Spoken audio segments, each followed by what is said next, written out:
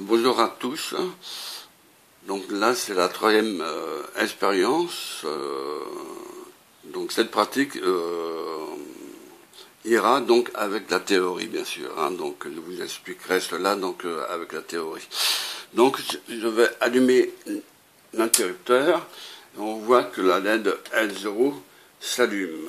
Donc en fonction de la table de vérité, donc on lit dans ce sens-là, c'est-à-dire de droite vers la gauche.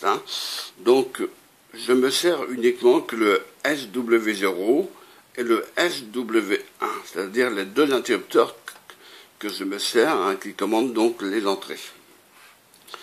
Alors si je dis 0,0 là, tel que s'y trouve, donc la sortie est au niveau haut, automatiquement, puisque c'est l'inverse du circuit OU. Là c'est le circuit nord, donc c'est l'inverse par rapport au circuit OU, donc c'est l'inverse.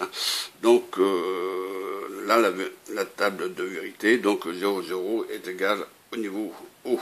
Voilà, au niveau donc L0 au niveau haut, on voit donc d'après la LED, elle s'allume. Maintenant, je vais faire donc le 0,1, le 0, donc j'ai mis l'interrupteur sur la position 1, et le 0, donc le SW1 reste en position 0. Ma LED est au niveau bas. Je fais exactement la même chose avec le SW1, donc ce qui fait donc 1, 0. Donc ça, c'est la troisième ligne, se trouve au niveau bas, donc au niveau 0. Maintenant, je mets les deux interrupteurs au niveau 1, voilà, donc niveau 1, SW1, SW0 au niveau 1 aussi, donc les deux entrées sont au niveau 1, c'est systématiquement la sortie, commande donc la sortie du contact L0 commande donc la LED L0. Donc elle se trouve au niveau haut. Voilà.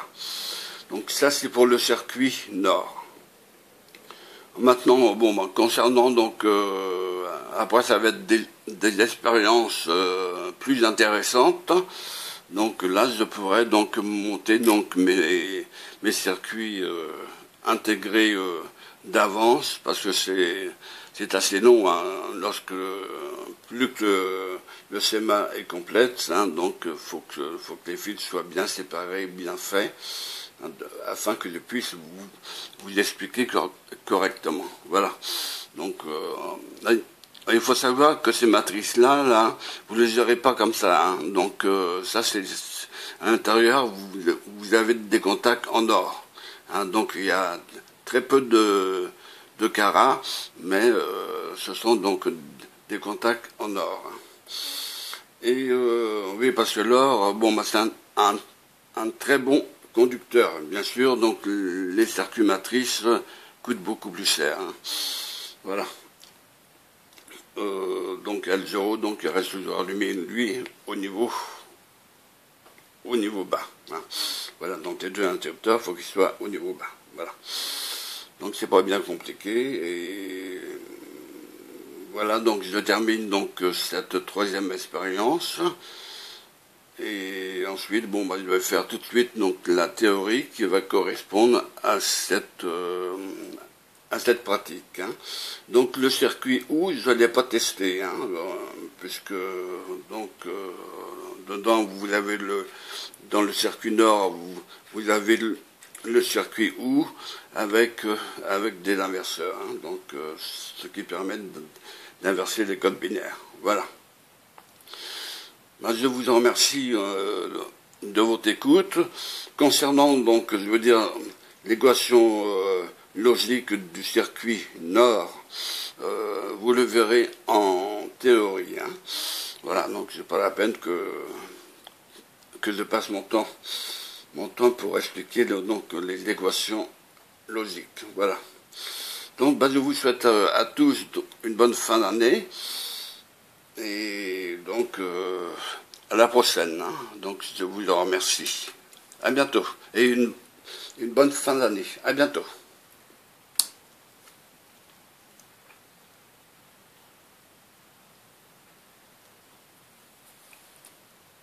Examen d'un circuit NOR. Examen d'un circuit 74C32 et d'un circuit nord 74C02. 3. Première expérience, examen d'un circuit OU. Avec l'exercice suivant, vous pourrez vérifier le fonctionnement d'un circuit OU et en établir la table de fonctionnement ainsi que la table de vérité. Pour cela, vous utiliserez le circuit intégré MM74C32 dont le schéma électrique est représenté figure 5. Comme vous pouvez le voir, ce circuit intégré comprend 4 circuits OU. L'expérience concerne l'examen du premier circuit OU, dont les entrées sont reliées aux broches 1 et 2 et la sortie à la broche 3. Les 3 autres circuits OU, contenus dans le circuit intégré, présentent les mêmes caractéristiques de fonctionnement comme vous pourrez le vérifier vous-même, si vous le désirez en répétant les mêmes essais. Pour faire cette expérience, conformez-vous aux instructions suivantes et référez-vous à la figure 6A. A. Enlevez du groupe de connecteurs toutes les liaisons éventuellement présentes relatives aux essais précédents. B.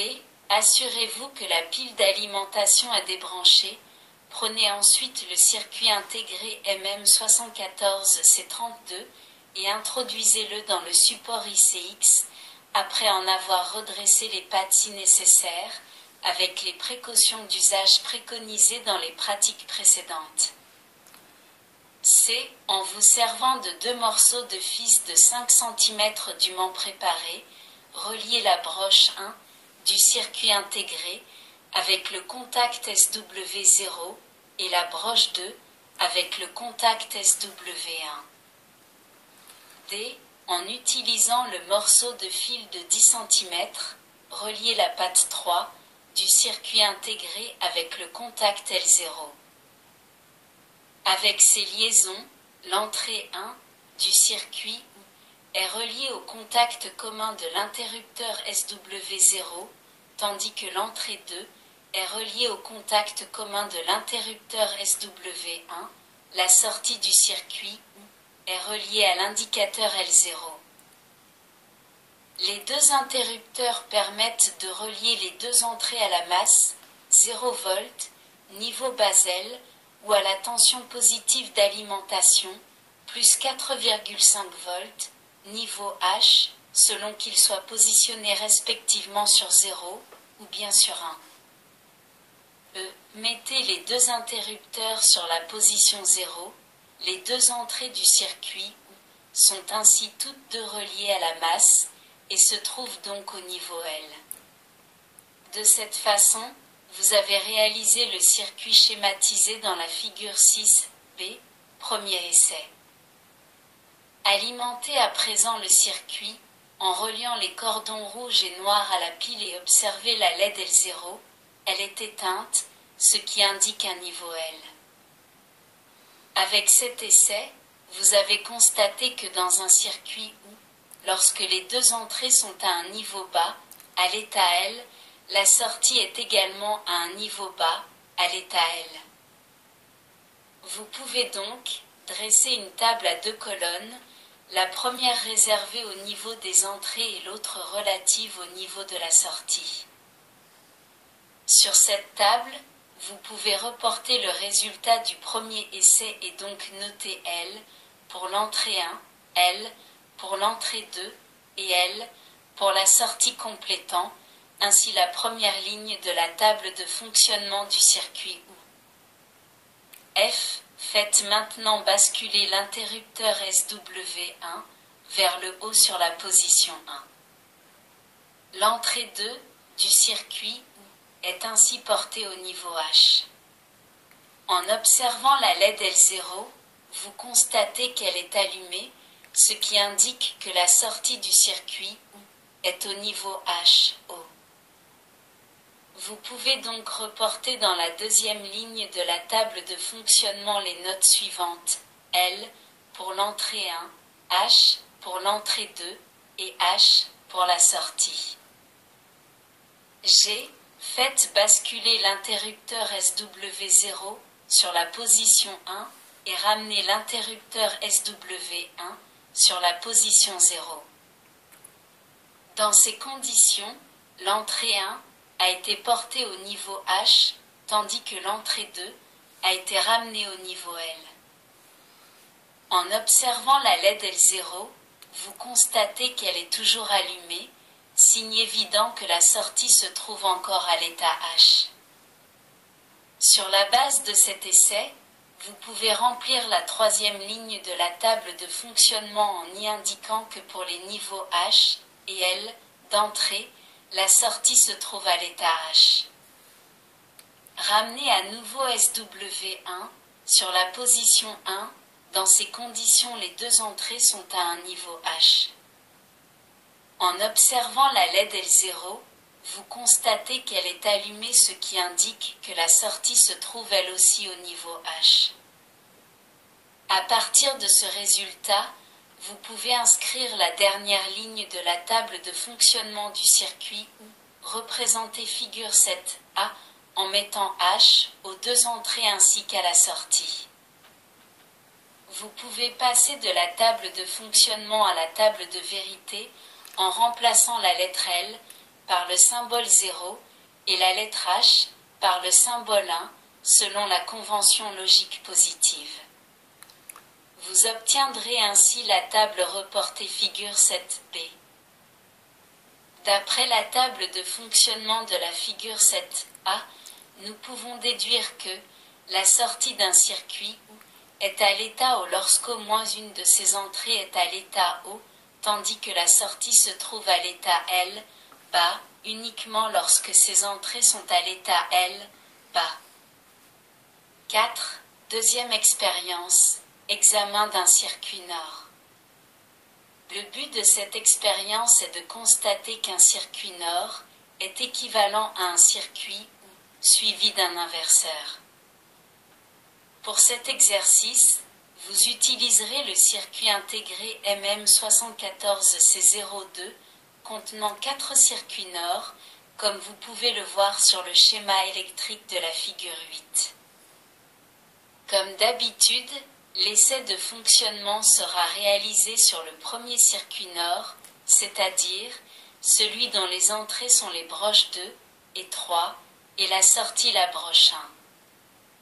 Procédez de la manière suivante. A. Assurez-vous, en premier lieu, que l'alimentation est bien débranchée et supprimez les liaisons effectuées au cours des essais précédents. B. Enlevez le circuit intégré MM74C32 du support et introduisez à sa place le circuit intégré MM74C02. C. Avec les 3 morceaux de fil utilisés dans l'expérience précédente, reliés entre eux, les points indiqués ci-dessous et représentés figure 9A.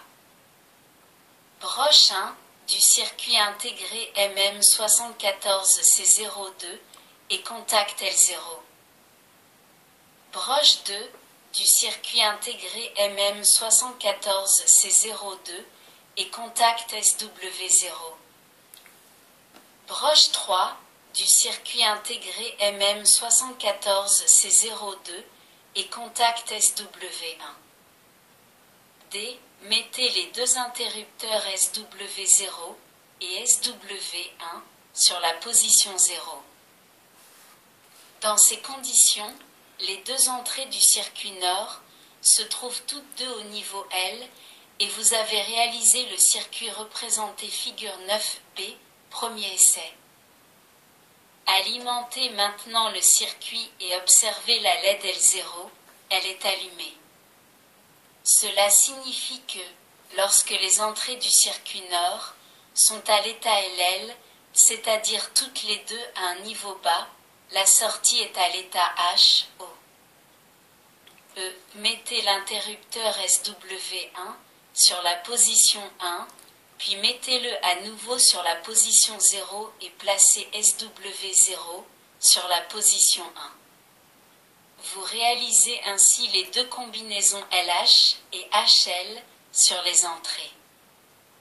Vous constatez que dans les deux cas, la LED L0 reste éteinte indiquant que la sortie se trouve à l'état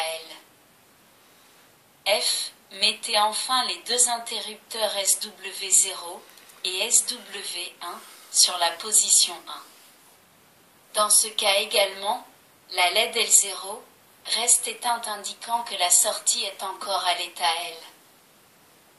Les résultats de ces essais sont résumés dans la table de fonctionnement illustrée figure 10A, tandis que la figure 10B représente la table de vérité correspondante. Grâce à la table de fonctionnement de la figure 10A, nous pouvons constater que la sortie d'un circuit NOR est à un niveau O uniquement dans le cas où ces deux entrées sont chacune au niveau L, bas. Si une seule des deux entrées ou les deux sont au niveau O, la sortie se trouve au niveau L, bas.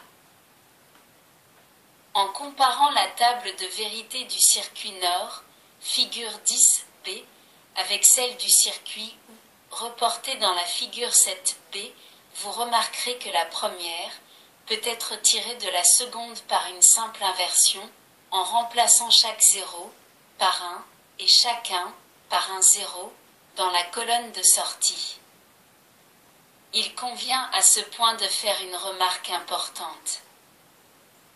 Dans l'élaboration de la table de vérité, il a été fait référence, jusqu'à présent, à la convention logique positive, c'est-à-dire que la table de vérité a été tirée de celle de fonctionnement en associant la valeur logique 1 au niveau H et la valeur logique 0 au niveau L. Voyons à présent ce qui arrive lorsqu'on opère selon la convention logique négative, c'est-à-dire si la valeur logique 1 est associée au niveau L et la valeur logique 0 au niveau H dans le cas du circuit NOR considéré précédemment. Le résultat obtenu sera la nouvelle table de vérité représentée figure 11. En comparant cette table avec la table de vérité du circuit N-AND, tirée de la théorie précédente, voire électronique digitale, troisième leçon, vous pourrez constater qu'elles sont identiques. Nous pouvons en conclure qu'un circuit NOR, fonctionnant en logique négative, est équivalent à un circuit N-AND, fonctionnant en logique positive. Il est donc très important de vous rappeler ce qui suit. La table de fonctionnement d'un circuit intégré décrit le fonctionnement physique en termes de niveau de tension. La table de vérité décrit, par contre, la fonction logique qu'il peut accomplir et qui peut être différente selon que la logique adoptée est positive ou négative. Pour approfondir la question, vous trouverez de plus amples explications dans les théories électroniques digitales déjà expliquées, à ne pas négliger, le cas échéant, on vous invite de revoir les leçons théoriques digitales.